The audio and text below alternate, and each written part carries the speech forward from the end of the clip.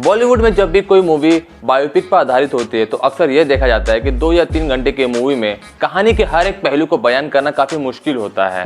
अगर बात करें बॉलीवुड में कुछ ऐसे डायरेक्टर भी हैं जो अपनी कहानी के हर एक पहलू को जनता तक पहुंचाने की पूरी कोशिश करते हैं। उनमें से एक है हमारे माने जाने डायरेक्टर संजय लीला भंसाली, जो अपनी कहानी के हर एक पहलू को समझाने में कोई कसर नहीं छोड़ते। तो नमस्कार दोस्तों, मैं हूं अमित कुमार पांडे और आप देख रहे हैं फिल्म स्ट्रीट। आज हम बात करेंगे फिल्म गंगूबाई काठियावाड़ी के बारे में। मैं आपको बता दूं शुरू करने से पहले कि हमारे YouTube पे बहुत सारे बड़े यूट्यूबर्स हैं जो ये गलत आपको इन्फॉर्मेशन दे रहे हैं कि मूवी में दिखाया कुछ और गया है और आपको बताया कुछ और जा रहा है, क्योंकि उन्होंने मूवी देखी ही नहीं ना, तो आपको रिव्यू कैसे दे सकते हैं। आज आपको इस चैनल के माध्यम से आपको सही जानकारी दी जाएगी, तो बने रहिए वीडियो के अंत तक। अगर आप हमारे चैनल पर पहली बार विजिट कर रहे हैं तो चैनल को सब्सक्राइब जरूर कर दीजिएगा ताकि आपको ऐसे ही अपडेट मिलते रहें। तो चलिए शुरू करते हैं। फिल्म की शुरुआत में हमें 14 साल की लड़की को दिखाया जाता है जो कि किसी ने उसे कमाटीपुरा के कोठे में मात्र 1000 रुपये में बेच दिया होता है। लड़की बहुत रोती है, चिल्लाती है। उस कोठे की ऑनर होती है लक्ष्मीबाई, जो कि वो चाहती है कि वो 14 साल की लड़की उसकी व्यवसाय में साथ दे, उसका व्यापार बढ़ाए, उसके साथ काम करे। पर वो लड़की 14 साल की लड़की जो थी बेची गई थी, वो नहीं चाहती थी कि इस वेश्यावृत्ति में आए और वो इसके खिलाफ थी। वो नहीं चाहती थी कि वो इनकी तरह वेश्यावृत्ति में आए और अपना जीवन बर्बाद कर दे। इसी पे खुन्नस उतारती है लक्ष्मीबाई और उसे कमरे में बंद करके बहुत मारती है, पीटती है। फिर भी वो लड़की अपना हिम्मत नहीं हारती। वो कहती है मैं मर जाऊंगी पर इस वेश्यावृत्ति में नहीं आऊंगी। कोई सलाह देता है लक्ष्मीबाई को कि अब वक्त है गंगूबाई को बुलाने का, क्योंकि वही एक ऐसी नारी है जो इस समस्या का हल ढूंढ सकती है। लक्ष्मीबाई बोलती है ठीक है, गंगूबाई को बुला लिया जाए।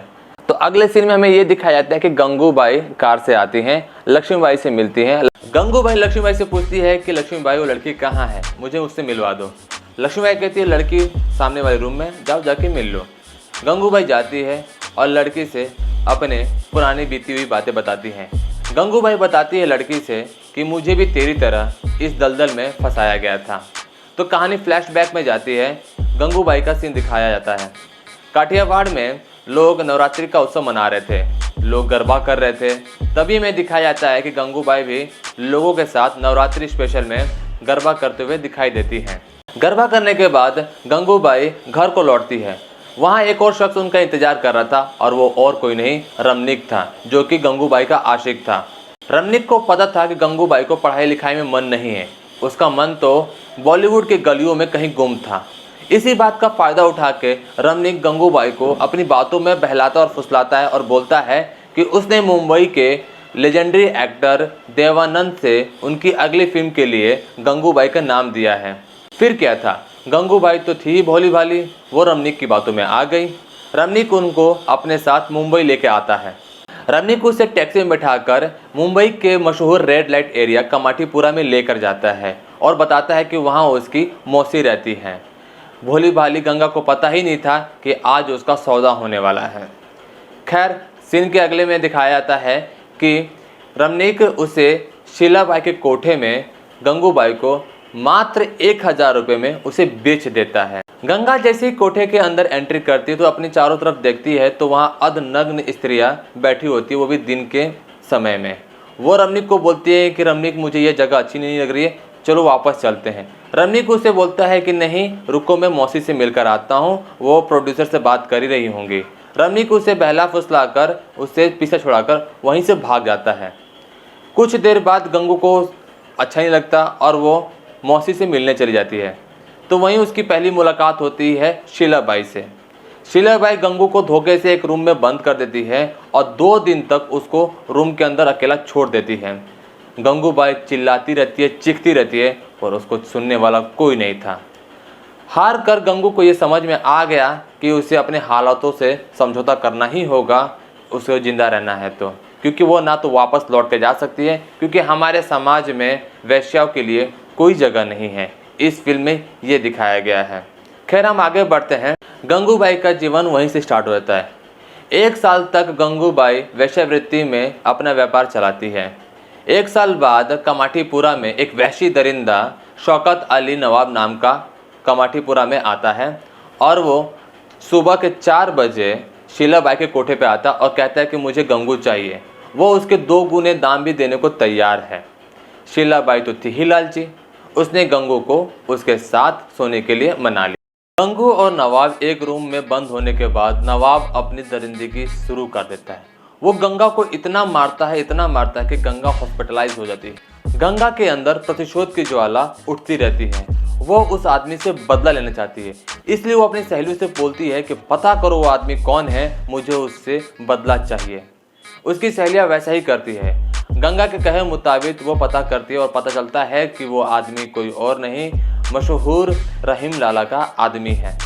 रहीम लाला उस जमाने के बहुत बड़े डॉन थे। सारी पुलिस और पॉलिटिशियन बहुत डरते थे, पर कहा जाता था कि रहीम लाला ईमान धर्म के बहुत पक्के इंसान थे। शायद यही वजह थी कि गंगा ने यही उम्मीद रखकर उनके पास मदद के लिए पहुंच गई। रहीम लाला उनको अपने छत पे बुलाते हैं और गंगा को बोलते हैं कि आप बताइए आपकी समस्या क्या है। तो वहीं गंगा अपना पक्ष रखते हुए बोलती है कि मुझे आप ही के आदमी ने ये मुझे चोट दिया है, मुझे इंसाफ चाहिए। रहीम लाला बोलते हैं कि तुम घर जाओ, मेरा एक आदमी तुम्हारे साथ जा रहा है, अगली बार नवाब आएगा तो मुझे इत्तला कर देना, बाकी मैं देख लूँगा। ठीक वैसे ही गंगा करती है। वो अपने घर को लौट जाती है। एक लाला का आदमी पहरेदारी करता है। कुछ दिनों बाद वो नवाब फिर से आता है और इस बार गंगू को 4 गुने दाम देने को तैयार रहता है। गंगू तैयार हो जाती है और गंगू तैयार होने से पहले लाला के आदमी से बोलती है कि लाला को बता दो कि नवाब फिर से आ गया है। लाला का आदमी लाला की तरफ दौड़ता है और बताता है कि नवाब आ गया है।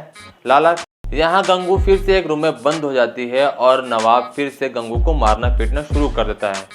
थोड़े ही देर बाद लाला के आदमी आते हैं, दरवाजा तोड़ते हैं और नवाब को घसीटते हुए चौराहे पर ले जाते हैं और लाला उस नवाब को बहुत पीटता है।